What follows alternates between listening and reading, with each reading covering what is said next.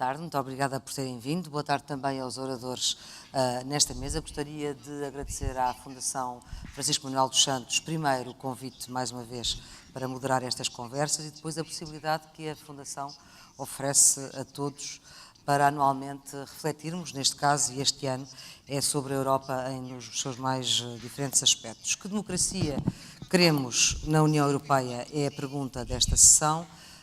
Não tenho dúvidas que provavelmente vamos discutir mais a democracia que temos do que aquela que temos. Há um dado em relação a Portugal que é revelador.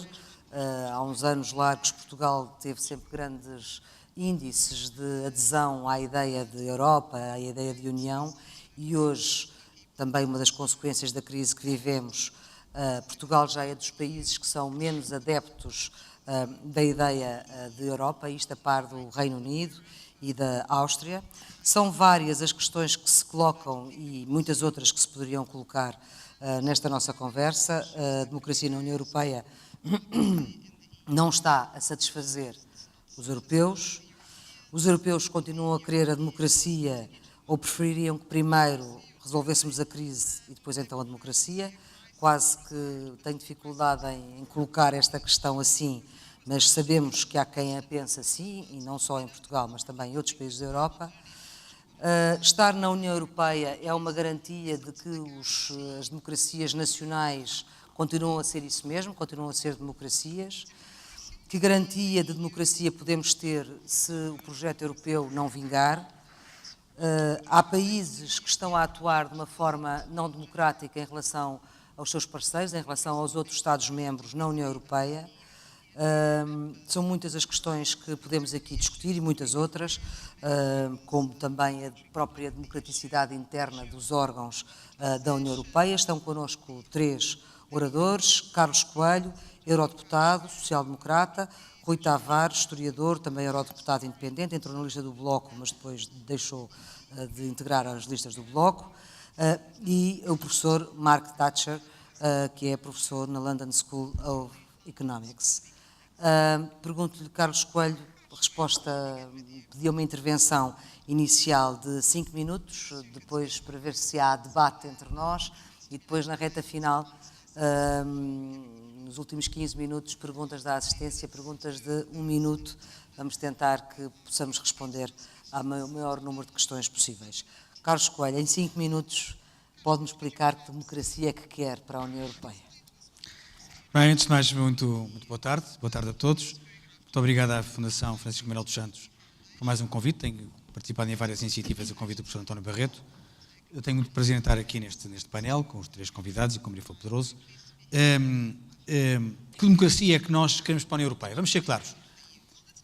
À pergunta, as instituições europeias são democráticas? A resposta é são. Não há nenhuma instituição europeia que não tenha legitimidade democrática. Isto é perceptível? A resposta é não. E não é perceptível porquê? Porque nós vivemos tempos em que não basta a legitimidade formal. É necessário algo mais.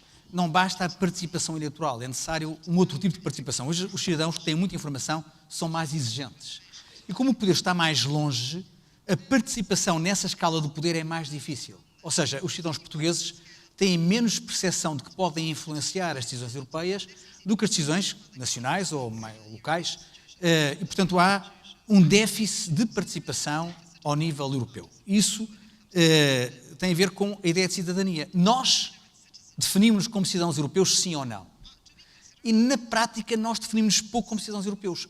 Assumimos como cidadãos portugueses, mas a ideia da cidadania europeia é uma ideia um pouco virtual. É uma ideia que vem por arrastamento, mas que não é sentida, não é afirmada, não resulta em mais participação. Eu acho que há vícios que levam a isto. Desde logo, um vício de informação. O Durão Barroso, aliás, esta semana disse isso no Parlamento Europeu. E isso, todos os dirigentes políticos, particularmente aqueles que estão nos governos, sejam de esquerda, sejam de direita, são responsáveis por isso. É aquilo que ele chama a europeização dos falhanços e a nacionalização dos sucessos. Isto é, um primeiro-ministro sai do Conselho Europeu. A decisão do Conselho Europeu foi muito importante para ele. Ele vai dizer, eu fui um grande negociador e graças a mim há aqui uma decisão que nos é simpática. A decisão do Conselho Europeu não é simpática para esse país. Ele vai dizer, temos mais uma dificuldade criada por Bruxelas. Portanto, na percepção pública, sempre que há boas notícias, elas resultam da ação dos negociadores nacionais, sempre que há mais notícias, elas resultam da insensibilidade dos poderes europeus.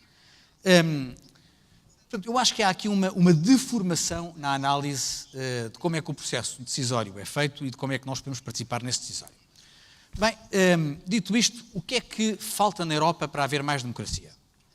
Eu acho que faltam, sobretudo, 3 coisas. A primeira é que nós sejamos todos capazes de colocar os temas europeus na agenda política em primeiro lugar. Vamos ser claros, houve mais linhas na imprensa portuguesa para debater se os presidentes de junta, que são presidentes em juntas de freguesia, que resultam da associação a outras juntas de freguesia, podem ou não ser candidatos, do que a discutir as perspectivas financeiras que vão condicionar todo o horizonte do financiamento da Europa entre 2014 e 2020. Isto é a ideia da percepção relativa de problemas. Se nós confrontarmos o cidadão, o que é mais importante? Eu admito que a resposta seja evidente, mas não foi isso que resultou da atenção mediática que nós tivemos durante estas semanas, enquanto estes 2 problemas estiveram em cima da mesa. Portanto, eu acho que há, da parte de todos os responsáveis, políticos, mas também dos mídia, uma percepção errada das prioridades e, portanto, há um déficit de informação. E vamos ser claros, nós não podemos fazer apelo à cidadania se ela não contiver participação e não podemos pedir participação se não há informação suficiente. A segunda questão é o Orçamento Federal. Enquanto que o Orçamento da União Europeia estiver montado na lógica das contribuições nacionais, como atualmente está, é fácil nós alimentarmos o debate dos chamados contribuintes líquidos. A ideia de que há uns países generosos que contribuem para o orçamento e há uns países que gastam e que são aqueles que nós devemos ver com maus olhos. Enquanto que a União Europeia não tiver um apoio de recursos próprios e a capacidade de coletar as atividades económicas diretamente, isto é, ter uma capacidade fiscal, nós estaremos a alimentar a ideia de que há Estados de primeira e Estados de segunda. Estados que pagam e Estados que recebem. E isso não ajuda a que nós tenhamos uma democracia mais saudável na União Europeia.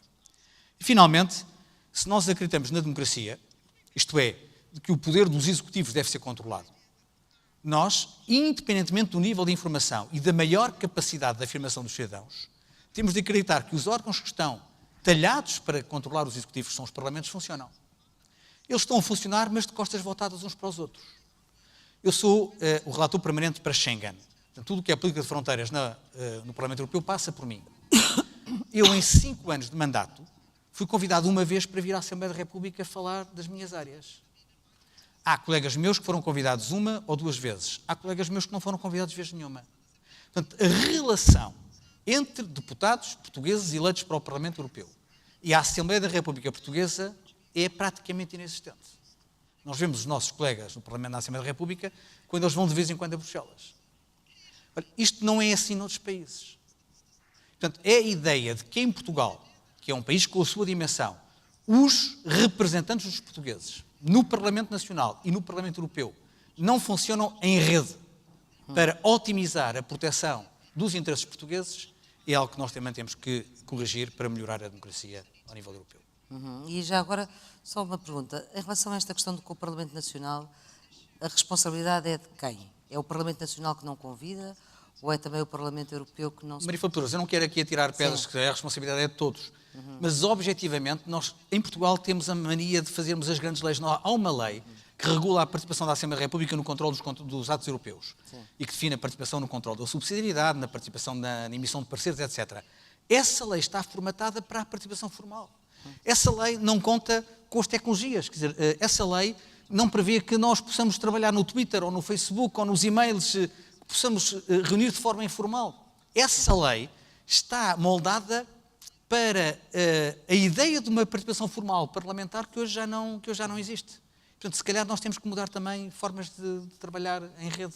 Temos que nos converter à ideia de que os tempos modernos obrigam a outra pedalada e, sobretudo, a outra capacidade de resposta. Muito bem. Professor Mark Thatcher, 5 minutos para explicar que democracia quer para a União Europeia. First of all, thank you very much for inviting me. I'm very pleased to come here. Thank you to the Fundación, and very pleased to be in Lisbon and Portugal. I think we have to begin by looking at the criticisms of the EU. It's often said to be technocratic, to be dominated by the Commission, dominated by the Court, and to have a weak European Parliament. So I would make just a couple of comments. First of all, democracy is more than about voting. We often talk about liberal democracy. So it has other elements to it, elements about pluralism, elements about the rights of minorities, elements about transparency.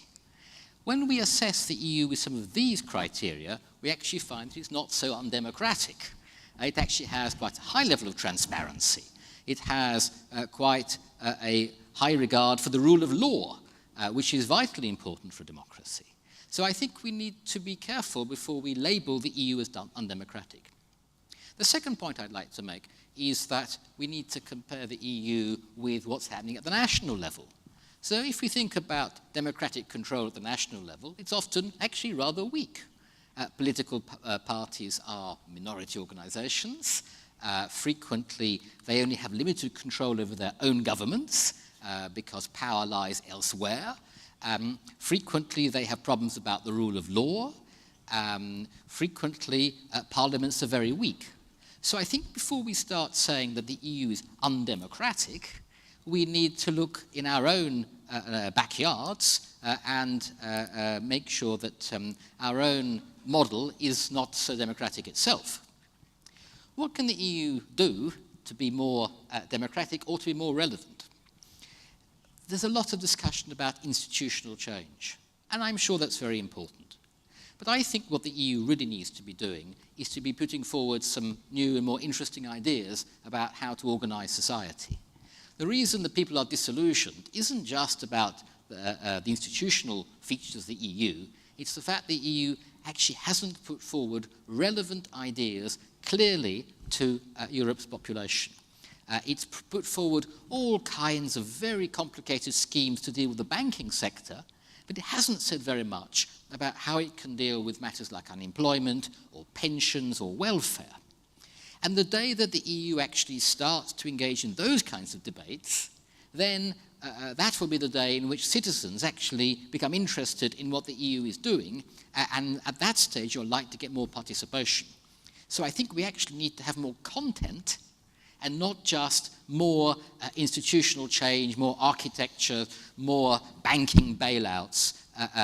They're important, but they're not nearly as important as offering a new set of ideas about how Europe can actually deal with the real problems that ordinary citizens are facing. Thank you. Rui Tavares. Muito obrigado a todos, obrigado pelo convite e é um prazer estar aqui com os outros oradores. Eu começaria por enunciar 3 aspectos da democracia, relativamente simples. No primeiro, a maioria manda. No segundo, a maioria muda. É aquele de que falou o professor Mark Thatcher, dizendo que necessitamos de um Estado de Direito que permita que a maioria de hoje não esmague a maioria de amanhã, que ainda hoje é minoritária. No terceiro aspecto, principalmente na Europa, é o aspecto de um Estado social que todos os nossos Estados europeus são de uma forma ou de outra. Ou seja, o governo é para a maioria, no sentido em que faz um aprovisionamento e uma alocação de recursos que permita à maior parte das pessoas participar na vida social, educar-se, ser cuidado em termos de saúde, etc. Vou começar por este e por uma questão de consciência, ou seja, uma questão que eu não poderia deixar de mencionar ao vir aqui. Nós aprendemos esta semana que Portugal é o maior investidor direto estrangeiro na Holanda e a Holanda é o maior investidor direto estrangeiro em Portugal. O que isto quer dizer é que não é que os laços comerciais entre os dois países na economia real cresceram, mas é que as nossas empresas fogem aos impostos para a Holanda e reinvestem em Portugal. É uma situação muito semelhante à que se passou com Chipre e a Rússia antes de Chipre ter o seu bailout. Nós sabemos que a casa-mãe da fundação que organiza estes debates, a Jerónimo Martins, também participa dessa prática como grande parte das nossas maiores empresas. E, portanto, o alerta e o apelo que eu deixo é que a democracia, quando se começa a desfazer, não se começa a desfazer pelo primeiro aspecto, começa a desfazer-se pelo terceiro. Ou seja, quando as pessoas comuns sentem que as regras que funcionam para elas não são as mesmas que funcionam para as grandes empresas ou para os poderosos. É aí que a democracia começa a desfazer-se. E o apelo que se deve fazer à elite económica portuguesa é que entenda quanto a estabilidade, o Estado de Direito e a cooperação que a União Europeia permite e que a nossa democracia permite é a que possibilita que eles possam desenvolver as suas atividades económicas. E que estas práticas nós, na verdade, só temos 500 milhões de comércio com com a Holanda e não 30 mil milhões todos os anos, que é metade do nosso pacote de bailout. Isto é destrutivo para Portugal, para a Europa também. Esse é o primeiro aspecto. E esse aspecto é destrutivo para o segundo aspecto da democracia, que é o do Estado de Direito. A seguir a uma crise económica e social, como aquela em que estamos a viver,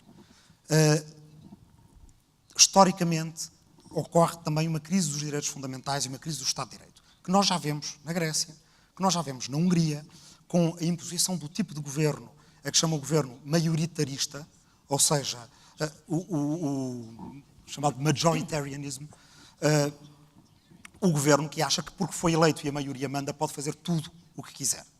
Ou seja, como aconteceu na Hungria, mudar 12 vezes a Constituição, depois fazer uma Constituição nova e já ter mudado essa 4 vezes depois disso, com limites à liberdade de expressão, mas, com, por exemplo, interferência no sistema judicial e muitos outros. Isto já acontece na União Europeia hoje em dia. E, tal como a União Europeia não esteve preparada para lidar com a crise do euro, não está ainda preparada para lidar com a crise dos direitos fundamentais e do Estado de Direito que aí vem. E pode encontrar-se perante uma situação muito semelhante àquela que os Estados Unidos viveram nos anos 50, 60, ou seja, com violações gravíssimas dos direitos fundamentais dentro do seu território e sem maneira de pôr cobro a essas violações. Seja na maioria cigana ou roma, seja em relação à discriminação a cidadãos de leste, e não me vou estender para não gastar todos os minutos. E aí chegamos ao terceiro aspecto, ou melhor, àquele que eu disse como o primeiro, o da maioria mandar. Claramente, isso é, dentro do edifício da União Europeia, é aquilo que nos falta. A União é um clube de democracias, todos os países são, por enquanto, democracias, têm que fazer parte do Conselho da Europa e de cumprir com os critérios de Copenhaga, critérios de democracia e Estado de Direito. A União Europeia é relativamente democrática, no sentido em que eu e o Carlos estamos no Parlamento Europeu com outros 750 e controlamos aquilo que a Comissão vai fazendo, mas a União não é, ou seja, sendo uma união de valores democráticos, não é uma democracia. É 28 democracias e falta a democracia que nos permita, eleger quem manda e substituir quem manda, o que esperamos nós possa acontecer, nomeadamente a partir das próximas eleições de 2014, quando os partidos políticos apresentarem os seus candidatos à presidência da Comissão, ou seja, quando também escolhermos, e há 2 aspectos que o Parlamento Europeu preconiza, que esses candidatos tenham programas, e 2, que esses candidatos vão a todos os países da União apresentar pessoalmente esses programas. Cabe a nós, cidadãos, obrigá-los a vir, obrigá-los a comprometerem-se, a conhecer os nossos problemas, a fazerem promessas. E depois outros aspectos que podem ter a ver com, por exemplo, ao nível nacional, Portugal poder decidir, como decidiu o Estado do Oregon nos Estados Unidos em 1913, eleger os seus senadores, que antes eram nomeados.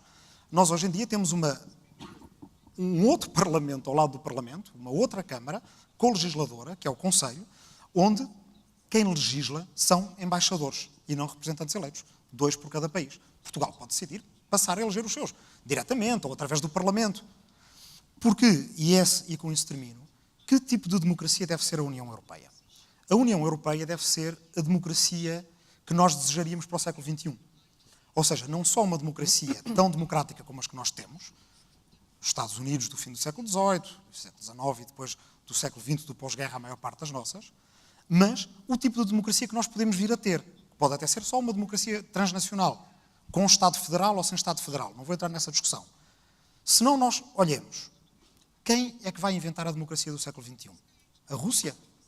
De Putin? Esperemos que não. A China? Esperemos que não. Bem, talvez a América Latina, em certo sentido, há quem defenda que sim.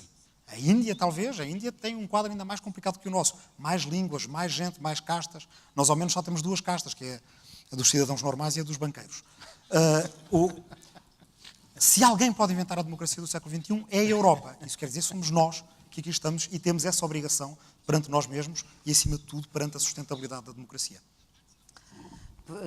Essa questão da democracia tem que ver também com o facto de as pessoas sentirem, e isso eu acho interessante, e o Carlos Coelho explicou essa ideia de que, apesar de nós não termos essa sensação, as instituições são democráticas entre si, porque a democracia tem várias formas de se poder expressar e portanto, há eleições, há governos, enfim, há a questão do voto, como colocava o professor Mark Thatcher. Mas o problema que se sente, que se vive agora, não só na sociedade portuguesa, mas nas sociedades europeias, é que há uma descrença enorme, não só nas instituições nacionais, mas também nas instituições europeias. E isso passa porque o problema da democracia nestas questões, para resolver problemas concretos da vida das pessoas, porque é para isso que estamos todos aqui, isso não está a fazer o seu caminho. E como é que várias sociedades que se estão a afastar deste projeto que começou por ser magnífico, que já foi, e Portugal não tem nada a ver com o que era antes da entrada para a União Europeia, não vale a pena, é uma evidência. Como é que nós conseguimos que as pessoas voltem a aderir a este projeto para o tornar mais democrático? Se as pessoas estão fora dele, deixa de ser democrático. Eu não sei quem é que quer começar. Eu posso dizer duas Sim. coisas. Eu percebo isso, Maria Filipe Torres, mas o que é verdade é que quando nós olhamos para a experiência europeia, vemos vários países a querer entrar e não vemos ninguém a querer sair. O único país que pode estar na linha de saída é o Reino Unido. Cameron disse que vai apresentar um referendo. Eu devo dizer, eu sou daqueles que defendem que o Reino Unido deve continuar. Acredito numa Europa com todos. Mas, Carlos Coelho, desculpe interrompê-lo. Os governos querem continuar. Eu não sei se nós fizermos um referendo e perguntarmos às pessoas se querem continuar, eu não sei qual é que é a resposta. Depois também depende da campanha, sabemos. Essa é a única coisa positiva que pode haver a iniciativa de Cameron. Se o Reino Unido sair e as pessoas perceberem qual é o preço que o Reino Unido paga por sair da União, talvez os cidadãos pensem, aqueles que querem sair, pensem de maneira diferente nos outros países. Se nós precisamos de um exemplo para que as pessoas reforcem a ideia de que aquilo que ganharam com a pertença europeia é muito mais valioso do que aquilo que eventualmente podem perder. Eu acho que se calhar esse exemplo é necessário. E é pena que ele seja necessário. Porque significa que não há memória histórica. Mesmo sob o ponto de vista dos níveis de desenvolvimento. Se os portugueses racionalmente compararem o que era Portugal há 30 a 25 anos com aquilo que Portugal é hoje, é gritante. Sim. É gritante. Eu acho que nós não fomos capazes de manter um nível de informação. Peço desculpa de voltar ao meu ponto inicial, mas acho que há aqui um déficit. Nós não fomos capazes de manter um nível de informação. Hoje em dia, só estamos confrontados com os falhanços. E há falhanços que resultam da natureza da União Europeia. Margaret Thatcher disse, há um problema de conteúdos. A União Europeia não foi capaz de resolver o problema do desemprego. Não foi. Mas a verdade é que a maior parte da coordenação económica não é matéria europeia, é matéria nacional. Como a União Europeia não foi capaz de resolver o problema das pensões, não é matéria comunitária, é matéria nacional. Portanto, nós não podemos pedir aos poderes europeus que desenvolvam atividade nas áreas para as quais eles não têm competência. Podemos dizer, ok, então queremos dar mais competências à Europa. Mas esse é o debate que está em cima da mesa. Porque a maior parte dos cidadãos hoje não está alinhado com a ideia de que a Europa se deve reforçar, que devemos ter mais Europa. Não, as pessoas em crise tendem a refugiar-se no seu nacionalismo, na sua escala mais pequena, onde se sentem mais seguras, onde conhecem os interlocutores. Portanto, mas sobretudo também porque também sentem que talvez as respostas que vêm da Europa não as favorecem, não as satisfazem. Não, eu acho que há respostas que a Europa não pode dar, Maria Filipe Torres. E há outras em que a Europa deu demasiado tarde. Por exemplo, a resposta aos problemas da banca, da regulação bancária, não foram dados. Eu acho que há um déficit de eficácia. Não foram dados no tempo certo. Ora, Barroso explicou porquê. Porque o Parlamento estava ao lado da Comissão, a Comissão Europeia queria fazer e os Estados-membros não queriam. O maior bloqueio foi o Conselho, foram os Estados-membros. Portanto, temos aqui, por um lado, quem queira fazer um drive no sentido de mais Europa e quem, objetivamente, nos governos dos Estados-membros, repito, seja de esquerda, seja de direita, continua ancorado numa lógica mais nacional que é inimiga da capacidade de eficácia das instituições europeias. Professor Margaret Thatcher. Well, first of all, I very much hope that Britain is not a leading example of the problems that happen after we leave the EU. But I don't agree with you that the EU cannot get involved in areas like pensions. It is involved. The difficulty is that the EU has focused too much in a very narrow way on competition, a particular form of competition as well, and that's recent. That's over the last 25 years. It's lost sight of some of the broader ideas, and it's lost sight of its role as a source of new ideas. And there's nothing that stops the EU from making proposals which would be interesting proposals about pensions or welfare or all kinds of things. It's not in the treaty. But the EU does lots of things which are not in the treaty. It can stimulate debate, and it can certainly put forward different policies which go beyond creating yet another very complicated banking bailout. It needs to talk to people about how Europe offers opportunities to travel, how it can offer opportunities to have pensions in one country and add it to pensions in another country. That's a treaty matter, and it's also a matter that is very relevant to individual people. The EU could also challenge the way that state money is used or abused, because our crisis arises in part because governments, national governments, have wasted large amounts of public money. The EU could also talk about corporate taxation, as you mentioned. These are all things that ordinary people can understand and which are important and which go beyond creating a new expensive organisation to rescue the banks. I don't disagree that we don't need to rescue the banks or deal with the banks and the bankers, but the EU needs to go beyond that to say something that is comprehensible and relevant and which has some kind of ideal, some kind of future for ordinary people, not just for a small group of policymakers. Nos anos 60, os líderes negros americanos foram visitar o presidente Johnson e apresentaram-lhe uma lista de desejos. E ele respondeu-lhes: obriguem-me, forcem-me a fazer isto. Ele sabia que não tinha as maiorias políticas necessárias para o fazer. Forcem-me.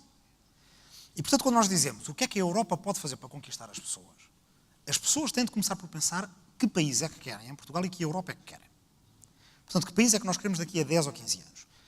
E eu devo dizer que estou muito angustiado com o tipo de debate que nós temos em Portugal, porque metade ou uma parte do país diz que devemos seguir caninamente o que Frankfurt e Bruxelas disserem, e a outra metade está a fazer um debate que é de ignorância e de ilusões acerca da União Europeia. Em que uma parte desse debate pode ser interessante economicamente, saída ou não do euro, em grande parte não cura de saber o que é que estão nos tratados, o que é que se pode ou não pode fazer. Por exemplo, não se pode sair do euro sem sair da União. Talvez se invente uma forma qualquer, mas essa não está, não é clara. 9 em cada 10 opções seria sair do euro e sair da União. E, portanto, a fronteira começar em Badajoz. E, portanto, isso começa a mexer com o tipo de país que queremos ser ou não queremos ser. E depois há outro aspecto de que falava o Carlos, em que as pessoas se sentem mais confortáveis no seu canto com os seus interlocutores. Eu não vou culpar tantas pessoas, vou culpar os interlocutores. Grande parte das pessoas que fazem o debate público em Portugal, como em muitos países na Europa, arrancam um aplauso fácil ou uma gargalhada fácil a falar mal da Europa. E fazem-no repetidamente. Às vezes, abusando, distorcendo completamente o que se pode ou não pode fazer. Quer dizer, vir para um debate dizer a União Europeia morreu, quando ela agora é o fator essencial daquilo que estamos a viver, influencia desde o nosso bilhete do autocarro até ao banco que vai à falência ou não, é simplesmente enganar as pessoas. E uma grande parte do debate sobre a Europa em Portugal é enganar as pessoas. É fazer-lhes acreditar que se ficarem no mesmo Portugal, pequenino, fechado, provinciano, talvez consigam, porque é dizer à geração mais nova que nós assim estamos mais protegidos. E não estamos. Eu não conheço ninguém na geração mais nova em Portugal que fora de Portugal não meça forças com qualquer pessoa de outro país qualquer. E outros vindo aqui. Porque é que em Hong Kong, ou Rio, ou São Paulo, ou Nova Iorque, eles conseguem fazer trabalho de qualidade e de valor acrescentado e aqui não conseguem. Não, é ao contrário, são os interlocutores que querem que o debate fique pequenino. Porque nesse debate pequenino eles têm os seus lugares cativos. Certo. E é muito fácil. E é esse debate que não deve deixar enganar ninguém em Portugal. Portanto, o que é que nós devemos querer? Pensar se queremos um Portugal daqui a 10, 15, 20 anos, que seja um Portugal aberto ao mundo, que seja um Portugal acolhedor, que seja um Portugal com uma economia relativamente especializada e muito qualificada, que é a única maneira de não darmos sempre a cortar salários, ou então sair da moeda e desvalorizar o novo escudo, que é cortar salários. É a mesma coisa, de forma diferente, os caminhos intermédios são diferentes, mas o resultado é o mesmo. Ou queremos competitividade por nos desvalorizar, seja cortando salários, seja desvalorizando moeda, ou queremos um caminho muito mais duro, muito mais trabalhoso, que é valorizarmos. E essa é a escolha que Portugal fez na altura do 25 de Abril. E é essa que hoje em dia não está. É a escolha que está a fazer hoje? Não, não é a escolha que está a fazer hoje. Eu culpo em grande medida o nosso debate político por causa disso, mas nós, como eu dizia no início da resposta, temos que obrigar o debate político a ser melhor. E também nós, cidadãos portugueses, enquanto, quer dizer, a Europa fez estradas, ninguém se incomodou muito com a coisa da identidade europeia, e agora incomoda-se. Temos que ser mais exigentes connosco mesmos para poder ter o Portugal que queremos daqui a 15 anos, que não é certamente nem pequenino, nem a desvalorizar. Não era brilhante quando a gente desvalorizava a moeda. Quer dizer, a nossa elite económica não era brilhante nessa altura. Eu estou mesmo a ver a gente a sair e a desvalorizar a moeda e toda a gente pôs os euros lá fora, os tais 30 mil milhões na Holanda, todos os anos, a virem para aqui comprar tudo o que está aqui, ao desbarato. E, portanto, a nossa elite, Isso já quase que inclusive é a mais acontece retrógrada, ainda. então não é isso Já. que queremos. E não queremos também outra coisa, porque além de portugueses somos europeus, e nós temos de constituir um movimento, se quiser progressista ou democrático, ou um movimento social europeu, com os nossos concidadãos europeus. Parar com esta história de, a Merkel não quer, a Alemanha tem 80 milhões. Pois. Nós estamos a descrever da nossa possibilidade de persuadir uma boa parte desses 80 milhões. E, portanto, eu queria saber como é que era se o Lula no Brasil ou o Obama nos Estados Unidos descressem da possibilidade de convencer São Paulinos ou nordestinos ou texanos. Mas isso é um país inteiro. Estamos a desistir. Estamos a desistir e não é a Europa, somos nós. Mas Quer deu dizer, exemplo as boas ideias não dos têm... Estados federais. Diga? Deu exemplo, quer Mas- o Brasil, sim, mas- quer os Estados Unidos, são Estados Sim, mas federais. são Estados federais, quer dizer, os Estados Unidos do século XVIII e o Brasil da transição do XIX para o XX. Não é obrigatório. Para já todas as federações são diferentes. E não é obrigatório que a União seja uma federação. Se for uma federação e uma federação democrática, porque a União Soviética também era uma federação, teoricamente, só que não era democrática. Se for uma federação e democrática, muito bem. Mas pode ser uma evolução natural, na qual, aliás, não nos falta muito. Falta-nos eleger o Executivo. E definir quem é o Executivo, porque o Conselho acha que é o Conselho e o resto, toda a gente acha que é a Comissão. Mas o Conselho está convencido que é o Conselho. E, provavelmente, aí eu proponho, nem toda a gente está de acordo, eleger todos os legisladores. Porque a maior parte das pessoas não sabe que a lei na Europa, nós, deputados europeus, não podemos nem começá-la, nem acabá-la. Quem começa é a Comissão. E se eles não fizerem uma proposta, a gente não pode fazer lei, como qualquer Parlamento, e não podemos acabar, porque é o Conselho que tem acaba. direito de iniciativa. E se o Conselho, portanto, poder de iniciativa da Comissão, e no Conselho tem a sorte de ter um sistema de codecisão no qual não há um prazo. Portanto, podem exercer o veto da gaveta. E uma lei, nem que seja uma lei de vida ou de morte, tanto o Carlos como eu, como outros já tivemos essas experiências, pode simplesmente ser engavetada. E quem é que a engaveta? Os nossos governos, através dos nossos embaixadores. Quer dizer, se eu fizer aqui a pergunta quem é que é o chefe da nossa representação permanente em Bruxelas, alguém sabe? Quem é que sabe? Quem é que pode levantar o braço e dizer que sabe? É o embaixador Domingos Fezas Vital. Mas conhecem o nome de uma série dos nossos 22 eurodeputados. Mas o nosso embaixador tem mais poder do que os nossos 22 eurodeputados. Portanto, o que interessa é esse senhor. Era esse senhor que devia São estar esses aqui, senhores que que já foi assessor de vários presidentes, creio. Não é o que interessa. Quer dizer, o Não, e que governo dá ordem. e que é uma pessoa Certo, fora de série. pronto. Não, Mas, a questão não é essa. nunca ninguém o convida para vir à Assembleia da República explicar porque é que Portugal porque é que Portugal votou contra Mas devia. a lei para banir os pesticidas que estão a matar as abelhas. Foi rejeitada uma vez, a Alemanha também votou contra, nós votámos com a Alemanha. À segunda, não sei se acreditando que a Alemanha ainda estava contra, votámos contra e perdemos. Quer dizer, uma vergonha que é que Portugal tem contra as abelhas. Não é? Vocês podem perguntar aos eurodeputados. Ninguém foi perguntar ao embaixador. O Ministério da Agricultura emitiu uma nota da qual não se percebia patavina.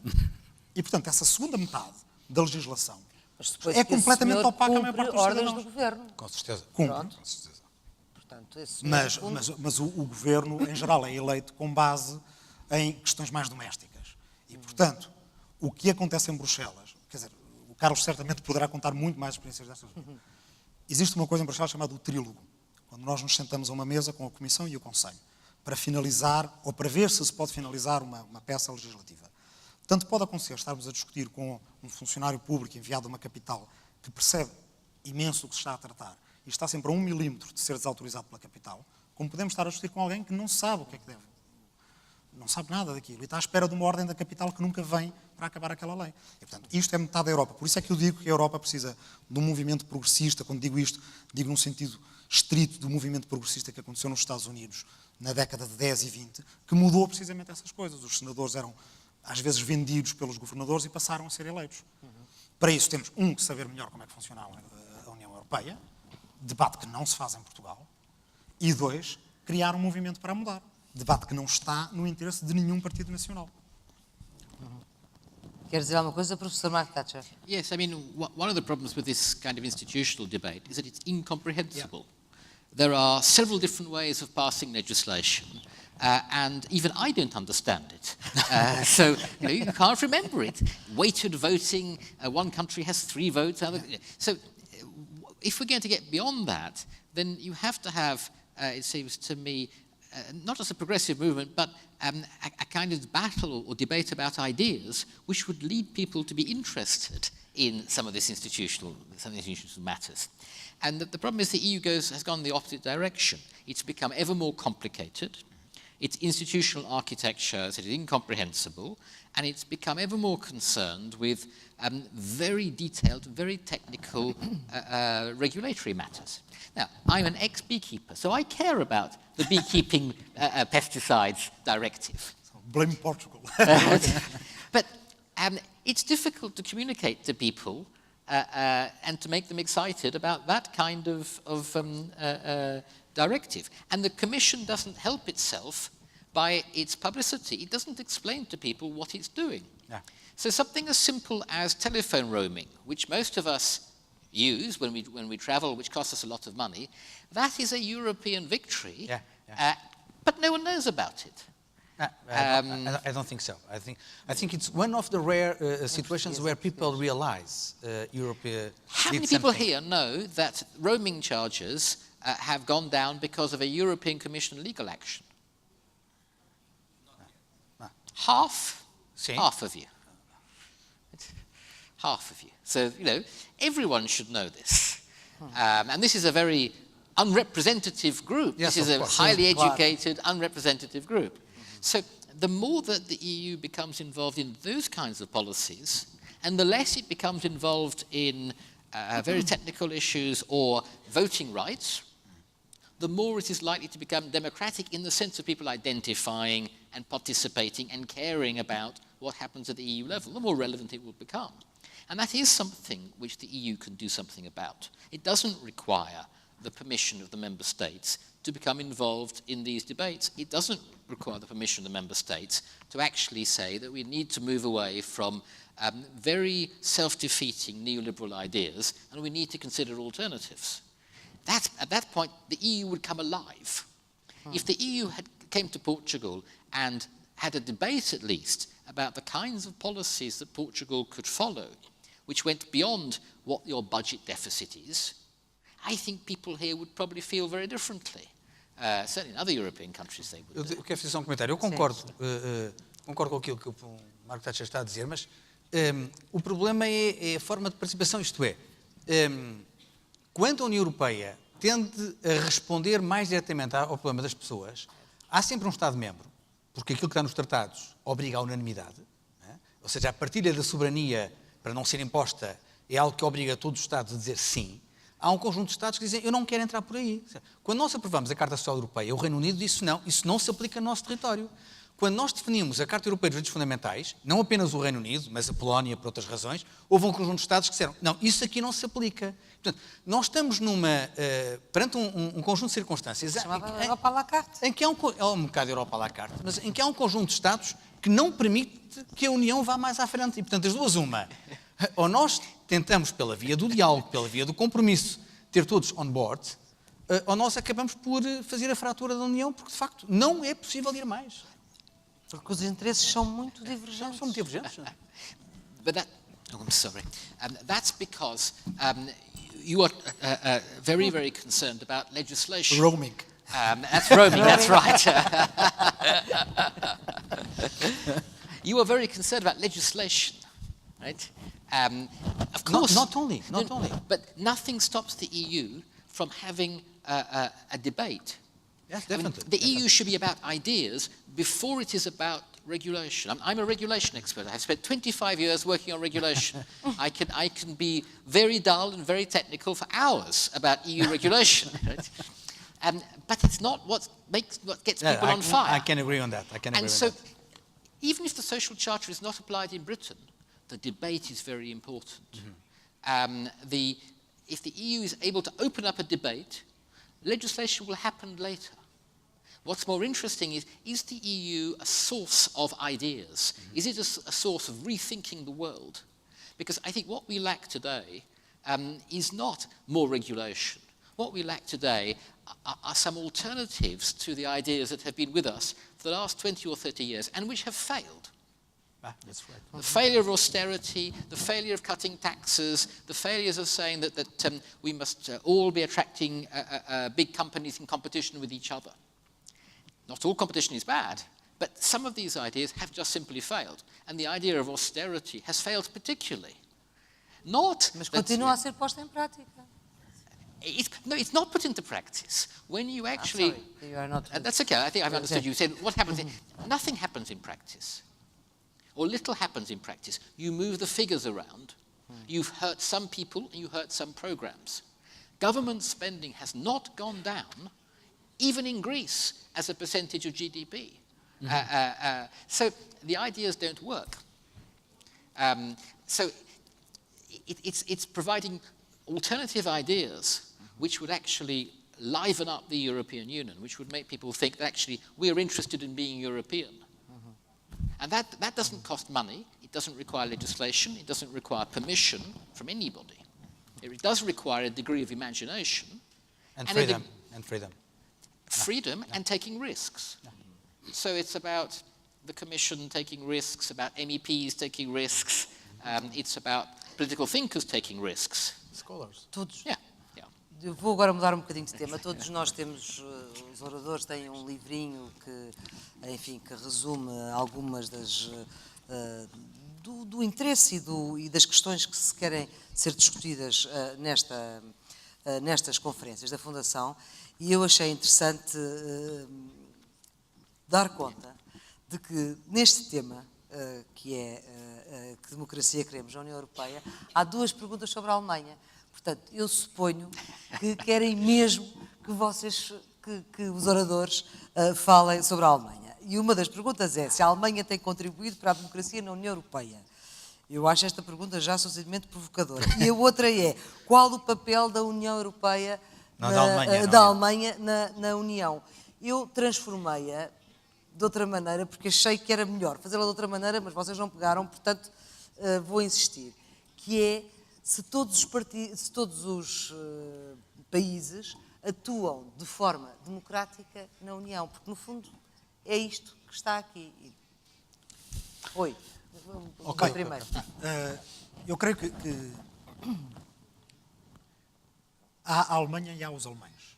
E essas são duas realidades diferentes. E acho que fazemos um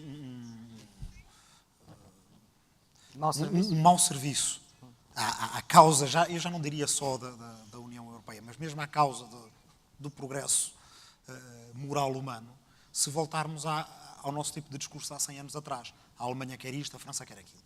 Sim, é certo, o governo da Alemanha, que representa a Alemanha, quer isto neste momento, pode vir a querer outra coisa. Com esse discurso. E pode ser, estamos. E é por isso que estes últimos anos foram trágicos. E se continuarem assim, com esse discurso, alguma coisa aconteceu. Ninguém imagina onde é que possamos chegar daqui a 5 ou 6 anos, não é? Depois há os alemães. E há alemães para todos os gostos, como há portugueses para todos os gostos. Há alemães pró-austeridade, há alemães anti-austeridade. Agora, o debate na Alemanha é bastante diferente do debate aqui. E eu espero que, e de novo, tem a ver com democracia, embora se possa dizer, as pessoas não comem democracia. Bem, mas mesmo o roaming... um bocadinho. Pois, era aí que eu pretendia chegar. Mesmo o roaming de que falava o professor Thatcher, bem, quer dizer, a maior parte dos portugueses não fazem roaming para lado nenhum, a não ser quando emigram, que é o que está a acontecer.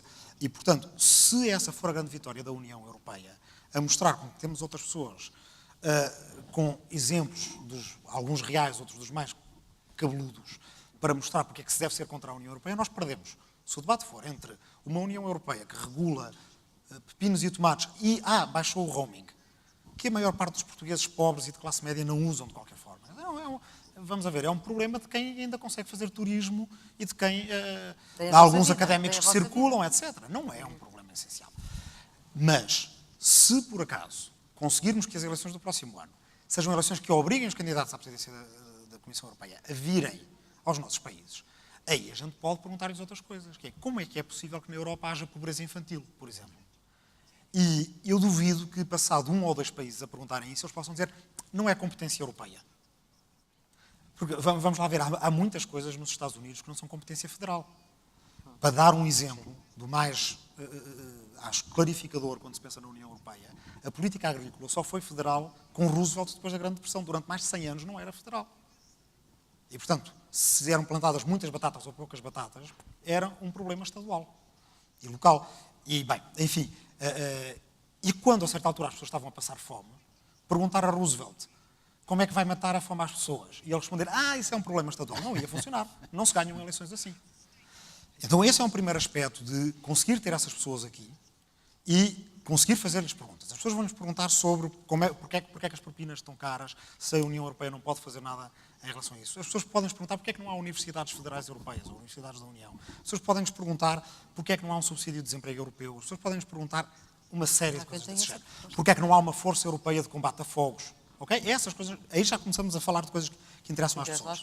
E depois, o segundo aspecto desse debate e dessa escolha é que a pessoa que estiver na presidência da Comissão, se esse debate for feito com sucesso, é uma pessoa que, quando a Alemanha, representada pelo seu governo, vier dizer não estamos de acordo, ele dirá, muito bem, muito legítimo, é a sua opinião, a senhora chanceler ou o senhor chanceler representa 80 milhões de pessoas, mas eu fui eleito por 500 milhões e tenho que pensar em todos.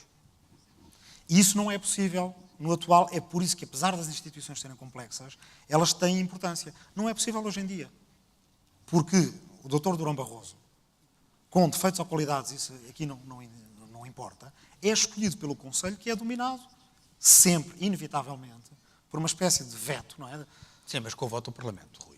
Não foi ainda assim. Bem, ok, ou foi de uma forma... Porque depois também... Isso ser notório ou não também importa. Eu não estou a dizer que seja culpa dele, mas não foi absolutamente nada notório que o PPE tinha um candidato, ninguém deu por isso. Uma das pessoas que teve culpa disso foi o engenheiro José Sócrates, que impediu que o Partido Socialista Europeu também tivesse um candidato, porque estas coisas começam a funcionar quando há duas personalidades contrárias, porque haver só uma ninguém dá por isso.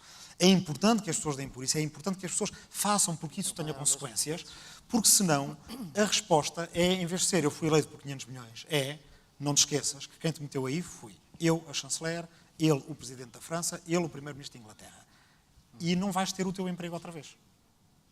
E já é diferente se as eleições em 2014 correrem de uma forma que europeiza a democracia, as de 2019 correrão ainda mais, e aí o presidente, seja o presidente Schulz, o presidente Reding, o presidente Barroso, etc., quem quer que seja, em 2019 sabem que se quiserem ser reeleitos, têm que ter uma base regional relativamente ampla. Não podem perder demasiados votos no Sul, demasiados votos no Norte, etc., etc.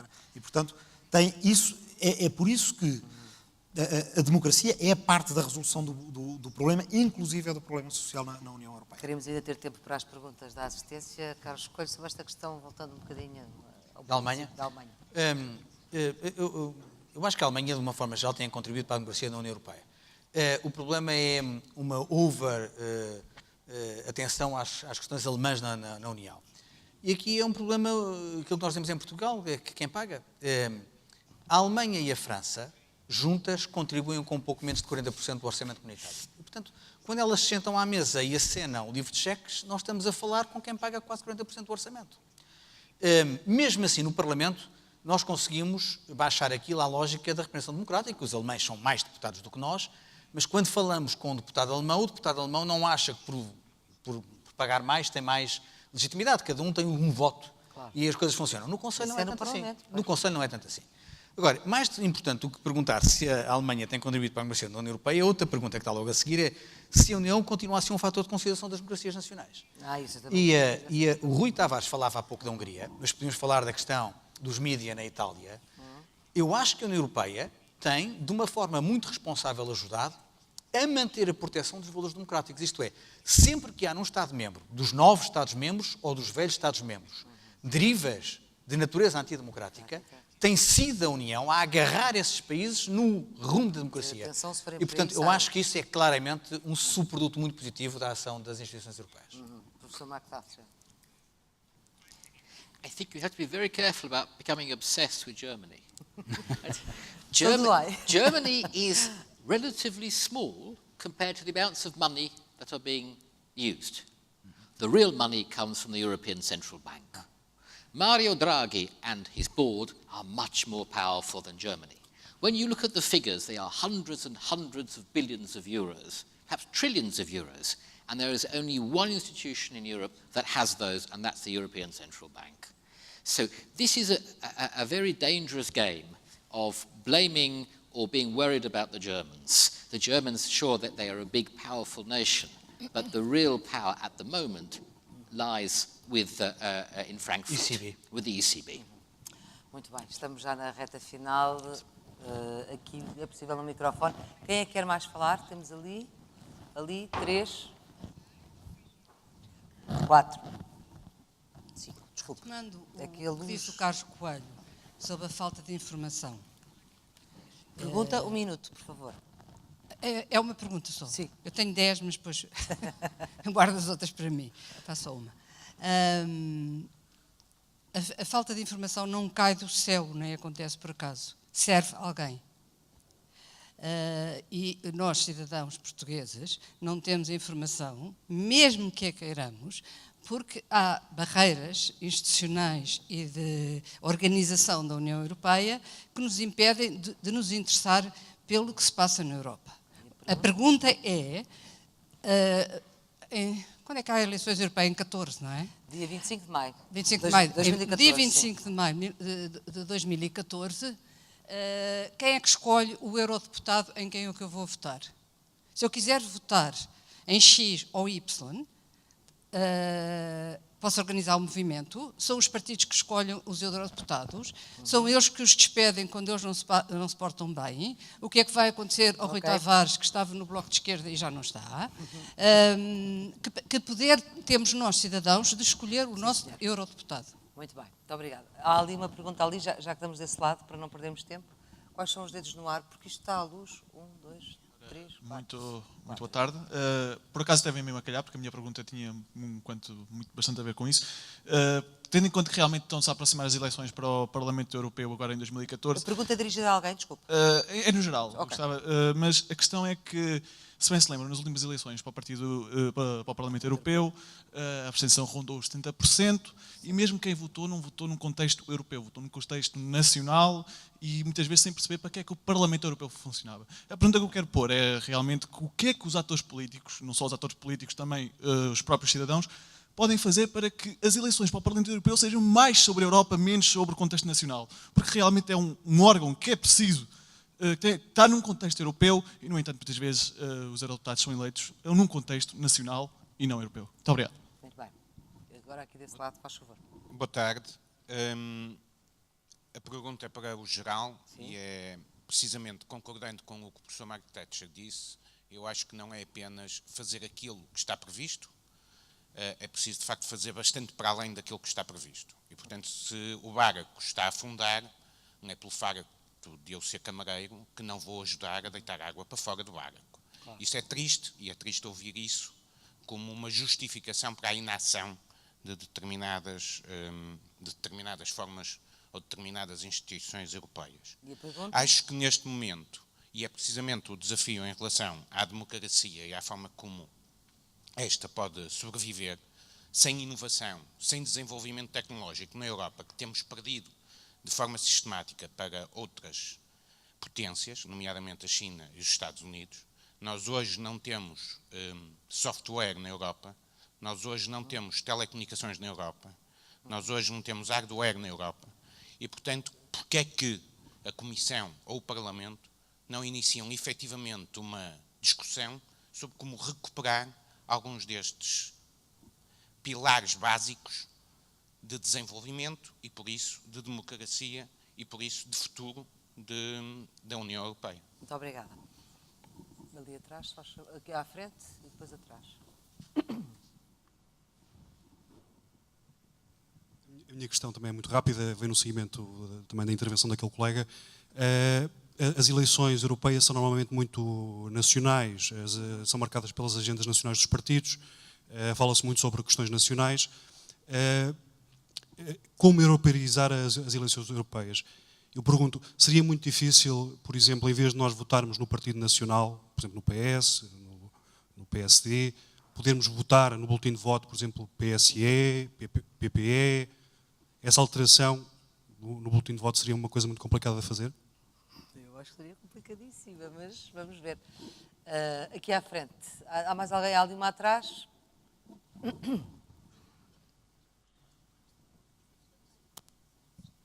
Boa tarde, o meu nome é Nuno Silva, a minha pergunta vai para o Rui Tavares.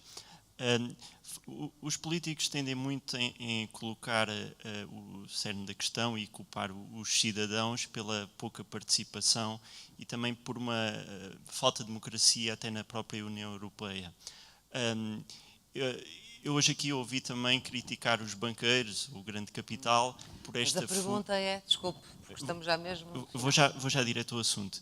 A minha pergunta é, se não seria politicamente mais válido e intelectualmente mais relevante explicar porque é que os banqueiros vão para a Holanda do que estar simplesmente a criticar os banqueiros por fazerem isso. Até porque provavelmente se nós fizéssemos como a Holanda, provavelmente também criticaria o país por ter dado taxas de imposto mais baixas. Obrigado.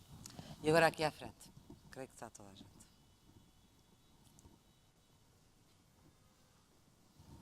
Muito obrigada. Muito boa tarde. Para ser rápido, é o seguinte, eu gostaria de perguntar porque é que na Europa, ainda nesta senda da democracia na Europa, há uns países de primeira e uns países de segunda. Passo a explicar. Porque é que o Reino Unido tem direito a fazer um referendo sobre a pertença na União Europeia? Porque é que a França e a Holanda fizeram referendos sobre uma possível Constituição Europeia, em que na Holanda, todos os políticos do Parlamento eram a favor e 85% do povo votou contra?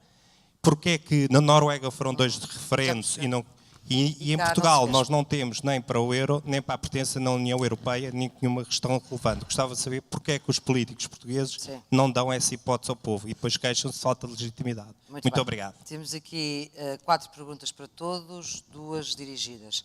Vamos começar já por esta, respostas muito rápidas, estamos com 6 minutos mais ou menos, vamos passar um bocadinho, como é evidente. Porque é que foi possível fazer referendos no Reino Unido e na Holanda e noutros países e em Portugal não? Carlos Coelho. Bem, há países em que o referendo é possível, há países em que o referendo é obrigatório e há países em que o referendo não é possível de todo. Em Portugal ele era possível e, a meu ver, era exigível. Todos os partidos, antes das eleições legislativas, que deram origem à legislatura onde foi ratificado o Tratado de Lisboa, prometeram um referendo.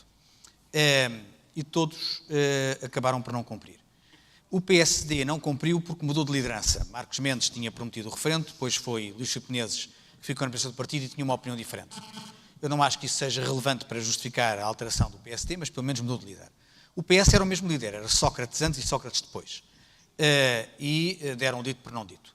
Eu acho que foi uma pena que não se tivesse feito o referendo, porque não apenas teria legitimado mais a opção europeia em Portugal, como, na minha opinião, respondendo também a Filomena Mónica, tínhamos aumentado o nível de informação. Se tivéssemos um referendo em Portugal sobre a questão da pertença à União Europeia, a propósito da ratificação do tratado, nós teríamos um grande debate nacional sobre a questão europeia e, portanto, teríamos mais informação e maior consciência do que é a cidadania europeia. Acho que foi um mau serviço que os líderes da altura fizeram ao impedir o referendo que eles próprios tinham prometido nas eleições anteriores. Portanto, não se fez porque Portugal, a posição de Portugal não porque há alguns partidos portugueses, não sei se que eram a maioria... Se quer alguma coisa, Rui Tavares?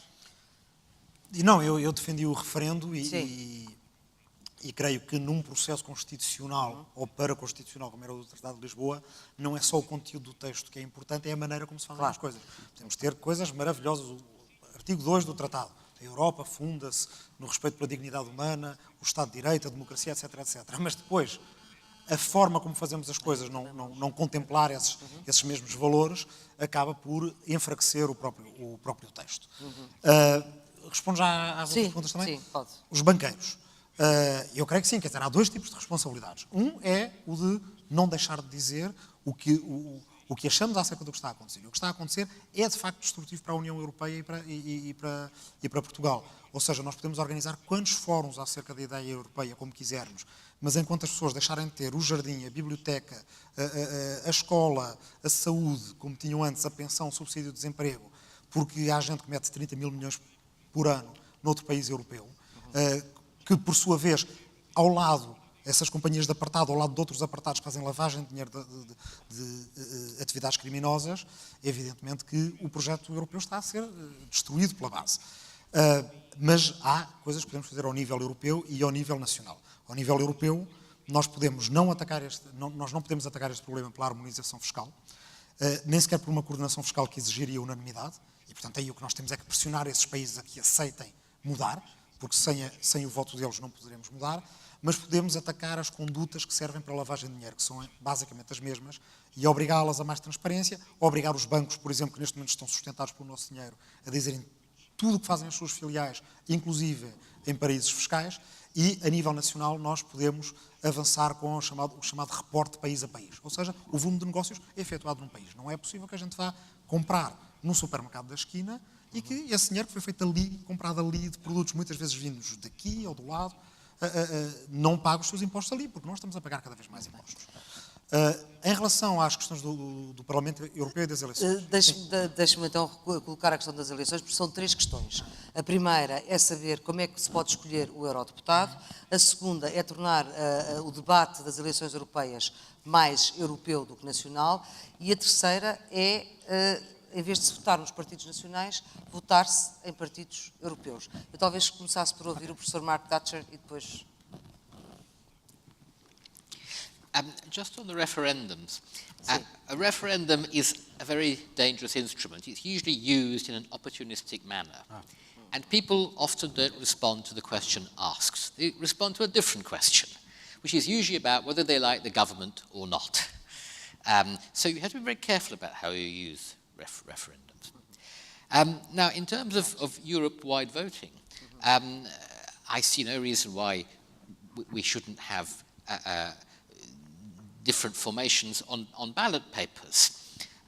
But that isn't really the central point. The central problem at the moment is that a lot of campaigns and voting are based on national politics because people believe that that is the only level at which they can have some influence, and that's where they think that most decisions that are relevant to them are taken. But also, it's a way of protesting. So a lot of European voting is about protest voting. Now, this is very difficult to change. It's a very big problem. So somehow one has to link the voting at the European level with what actually happens in the EU, and that what happens in the EU has to be relevant to the ordinary citizen. So I think that if ordinary citizens believe that the way they vote will impact on their own lives, they are more likely to vote on EU grounds rather than national grounds. So we might laugh about the roaming, but if other issues which were more important were being debated, people would think, actually, it matters who I vote for. It might matter for austerity or for my welfare policy or for Labour policy if I vote for this party or that party. Carlos Coelho, como é que é possível votar em partidos europeus em vez dos partidos nacionais? Era uma coisa que os partidos nacionais iriam adorar? Não, antes pelo contrário. Pois, claro. Bem, legalmente não é possível. Como escolher o legalmente não é deputado? possível, portanto, não é possível em Portugal, nem é possível em nenhum país, portanto, nenhum dos outros 28 países, portanto, não é possível o voto ser num partido europeu e não num partido nacional. Isso, aliás, obrigaria a que todos os partidos nacionais que se submeteriam a eleições para eleger os representantes desse país para o Parlamento Europeu estivessem necessariamente filiados num partido europeu, o que impediria a participação de partidos que não apenas não estariam filiados, como recusariam ideologicamente a sua filiação num partido europeu. Portanto, isso não é possível legalmente. É pouco democrático. Não sei se é desejável, tenho muitas dúvidas sobre isso, mas em qualquer circunstância não é possível. Em segundo lugar, como se estava a dizer, é verdade que a participação nas eleições europeias, infelizmente, é muito nacional. Não apenas nas eleições, mas também nos referendos. Eu recordo-me que quando foi o referendo sobre Maastricht em França, a direita francesa, erradamente, fez uma grande campanha contra Maastricht, dizendo, eram grandes cartazes que diziam dire non à Maastricht, c'est voter contre Mitterrand.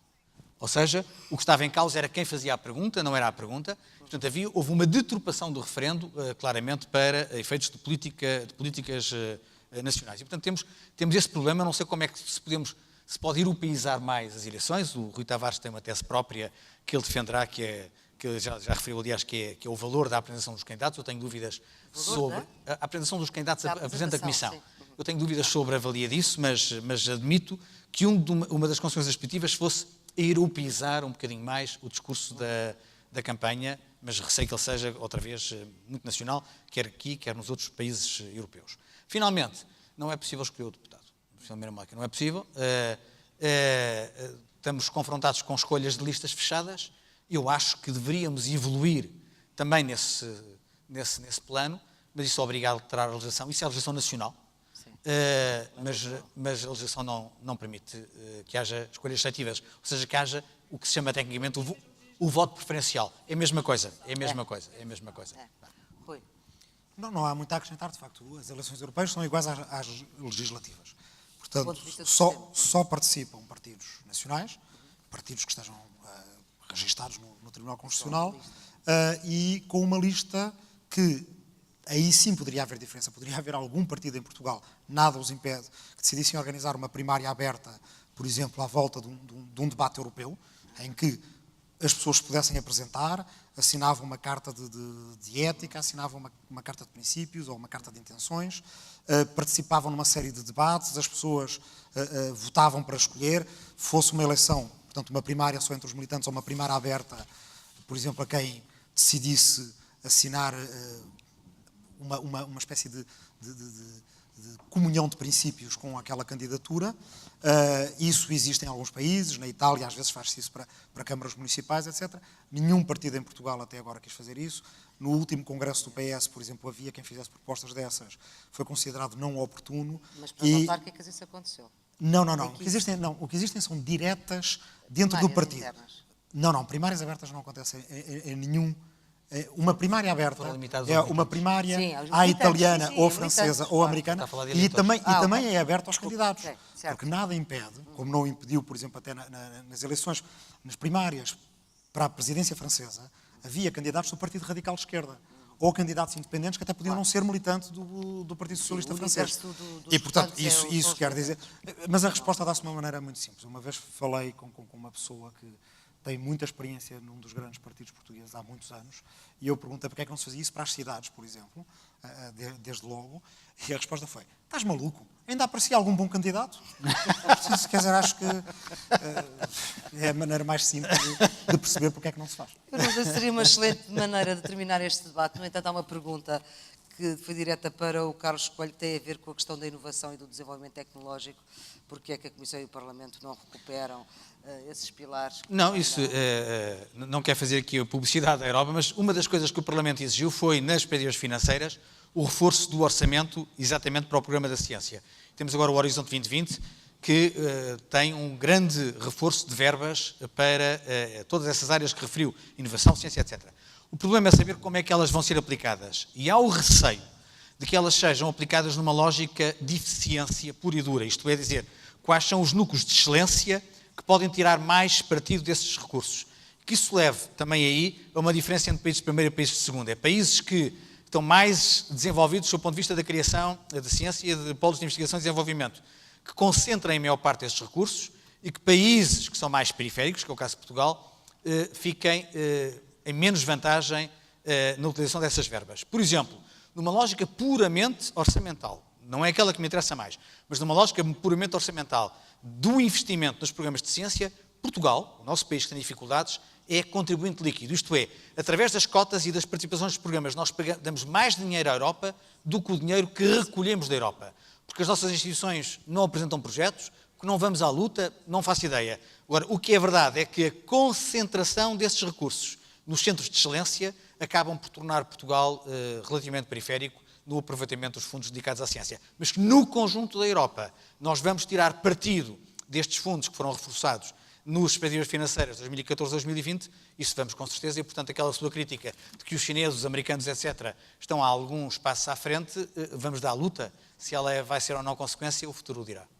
Carlos Coelho, Marco Ratcher, Rui Tavares, muito obrigada pela vossa participação neste painel. Que democracia queremos na União Europeia?